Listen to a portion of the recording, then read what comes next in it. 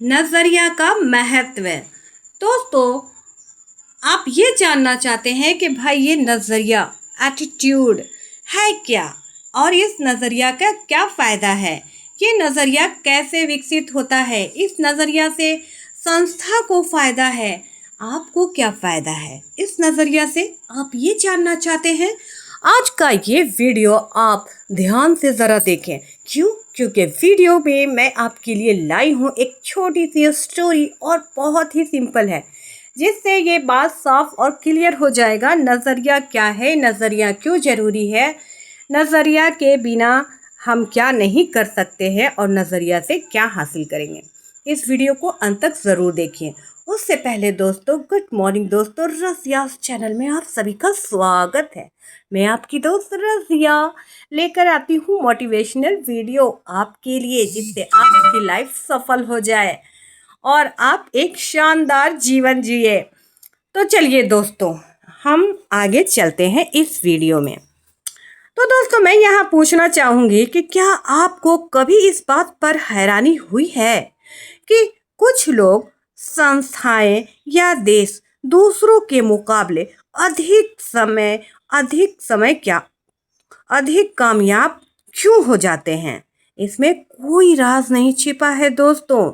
वे इसलिए कामयाब होते हैं क्योंकि वे दूसरों के मुकाबले अधिक असरदार ढंग से सोचते हैं, और काम भी करते हैं। केवल सोचते नहीं हैं, काम भी करते हैं साथ में। वे अपने सबसे कीमती जायदाद यानी कि लोगों में निवेश करते हैं, इन्वेस्टमेंट करते हैं लोगों में।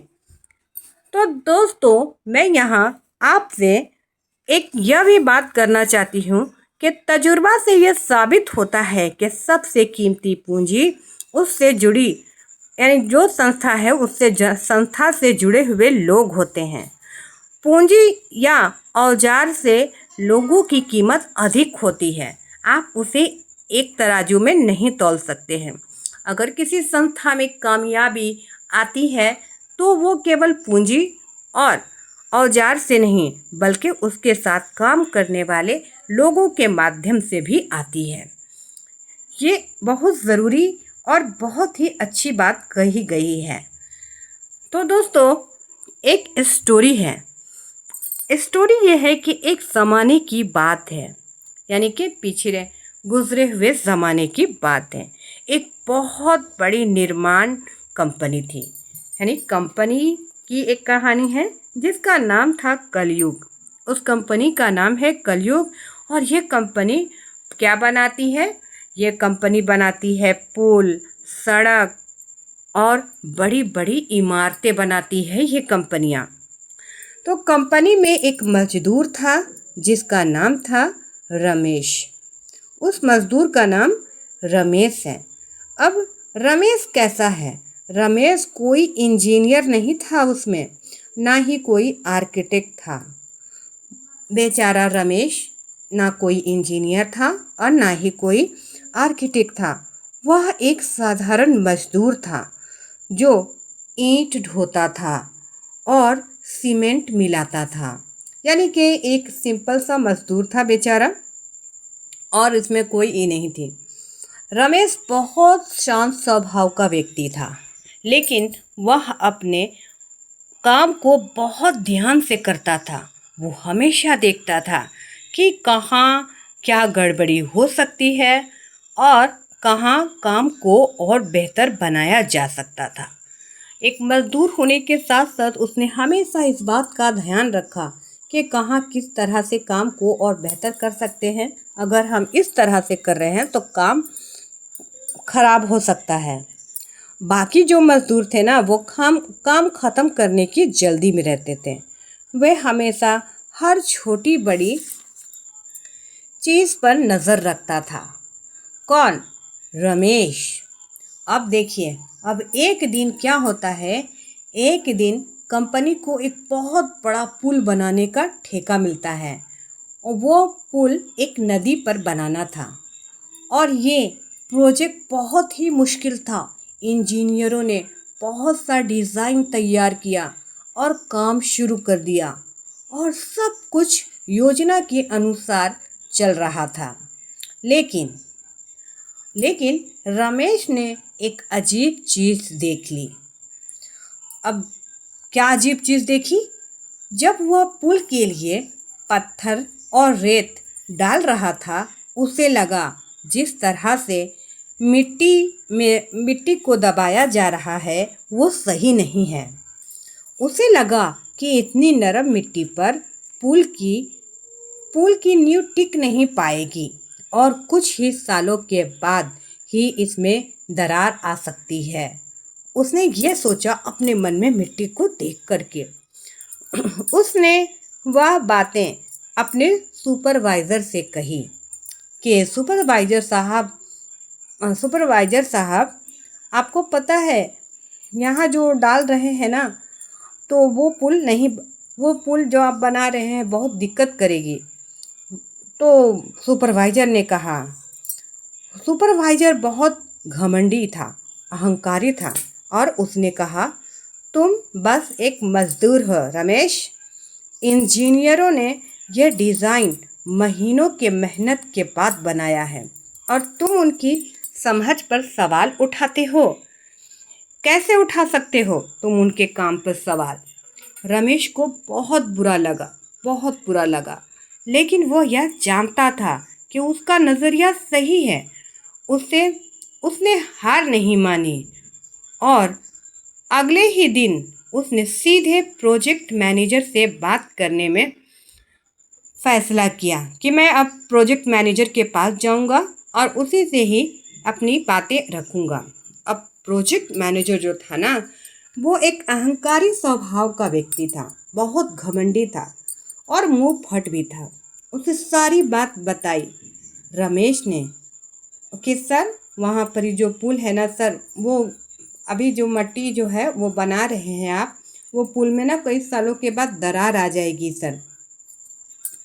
और तो वो हंसने लगा। तुम एक मजदूर हो करके हमें सिखाओगे कि पुल कैसे बनाया जाता है? और वो लोग हंसने लगे, हा हा हा हा हा हा। लेकिन रमेश ने फिर भी अपनी बात रखी। उसने कहा, सर, मुझे पता है आप मुझसे ज़्यादा जानते हैं, लेकिन मैंने कई सालों तक ज़मीन और मिट्टी के साथ काम किया है। मैं महसूस कर सकता हूँ कि यह नींव मजबूत नहीं बनेगी। अगर आप मेरी बात नहीं मानेंगे तो एक दिन यह पुल हमारी कंपनी के बदनामी का सर कारण बन जाएगा। अब रमेश ने अपने ये बात बहुत ही सच्चाई और ईमानदारी से मैनेजर के सामने बताई। अब मैनेजर को भी लगा कि क्या करूं, क्या हो सकता है, और उसने ये सोचा कि क्यों नहीं इसकी जो बात है उस पर हम सोचें। मैनेजर सोचने पर मजबूर हो गया और उसने फैसला किया कि एक बार रमेश की बातों को परख लिया जाए। उसने इंजीनियरों की एक टीम को एक जगह भेजा जहां रमेश ने समस्या बताई थी कि इंजीनियरों, तुम वहां जाओ जहां रमेश ने ये समस्या बताई है कि हमारा जो ये पुल हम बना रहे हैं वो पुल मजबूत नहीं बनेगा, कुछ सालों के बाद वो उस पुल के पाए में दरार आ जाएगी। तो इंजीनियर उनके पास उसके साथ गए और उन्होंने ये जांचा, और उन्होंने जब ये जांचा तो ये बिल्कुल सही था कि मिट्टी में नमी की मात्रा ज़्यादा थी। उस पर पुल की नींव रखी जाती तो पुल की नींव कुछ ही सालों में कमज़ोर हो जाती। प्रोजेक्ट मैनेजर ने तुरंत काम रुकवाया और नींव के डिज़ाइन में बदलाव करवाया। इसके बदलाव के कारण कुछ दिन की तो देरी ज़रूर हुई, लेकिन पुल अब पहले से कहीं ज़्यादा मजबूत और सुरक्षित बनेगा। ये डिसाइड हो गया और डिज़ाइन में भी ये सारी तब्दीलियां हो गई और अब पुल का काम शुरू हो गया। जब पुल बनकर तैयार हुआ तो कंपनी के मालिक ने एक बहुत बड़ा समारोह का आयोजन किया। उस समारोह में उन्होंने रमेश को मंच पर बुलाया और सबको बताया कि कैसे एक साधारण मजदूर ने अपने नज़रिया और ईमानदारी से एक बड़ी आपदा को टाल दिया है। उन्होंने कहा, हमारी कंपनी में हर व्यक्ति का नज़रिया और उसकी समझ मायने रखती है। बड़ी सोच केवल बड़े पदों पर नहीं बल्कि छोटी जगह पर भी हो सकती है। इस घटना के बाद रमेश को एक सम्मानजनक पद दिया गया।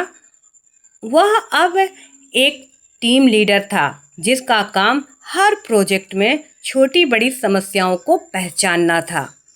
उसे ये इतना बड़ा पद मिल गया। अब इस कहानी से बच्चों दोस्तों हमें क्या सीख मिलती है? इस कहानी से हमें यह सीख मिलती है कि आपका नज़रिया आपके लिए और आपके ऑर्गेनाइजेशन के लिए महत्वपूर्ण है। दुनिया के कई बड़े और आला अफसरों से पूछा गया कि अगर आपके पास जादू की एक छड़ी हो और आपको केवल एक ऐसी चीज़ बदलनी हो जिससे आपको तरक्की मिल जाए, साथ ही उत्पादकता, प्रोडक्टिविटी और लाभ भी बढ़ जाए, तो आप किस चीज़ का आप बदलाव करना चाहेंगे? किस चीज़ को बदलना चाहेंगे? अपने लोगों का नज़रिया बदलना चाहेंगे। ये जवाब मिला। नज़रिया, जी हाँ, हम अपने लोगों का नज़रिया बदलेंगे। इससे हमें ये फ़ायदा होगा कि नज़रिया बेहतर होने पर लोगों में टीम भावना बढ़ेगी, बर्बादी कम होगी और ज़्यादा वफादार हो जाएंगे। कुल मिलाकर उनकी कंपनी में काम करने का बेहतर माहौल बन जाएगा। जी हाँ दोस्तों, कितना सही और सटीक जवाब उन्होंने दिया। तो वो कहते हैं कि तजुर्बा है कि किसी भी व्यापार की सबसे कीमती पूंजी उससे जुड़े लोग होते हैं। पूंजी या औजार से लोगों की कीमत अधिक होती है। बदकिस्मती से सबसे ज़्यादा मानव संसाधन यानी कि ह्यूमन रिसोर्स ही व्यर्थ बेकार चला जाता है। लोग आपकी सबसे बड़ी संपत्ति बन सकते हैं या सबसे बड़ा बोझ भी बन सकते हैं। दोस्तों, अब यहाँ लोग तो सबसे बड़ी संपत्ति बनकर उस कंपनी को फ़ायदा पहुँचा सकते हैं अपनी एटीट्यूड के कारण, या तो उस पर सबसे बड़ा बोझ बनकर उसका विनाश कर सकते हैं। तो नज़रिया, एटीट्यूड के कारण हम ये सब कर सकते हैं। थैंक यू दोस्तों।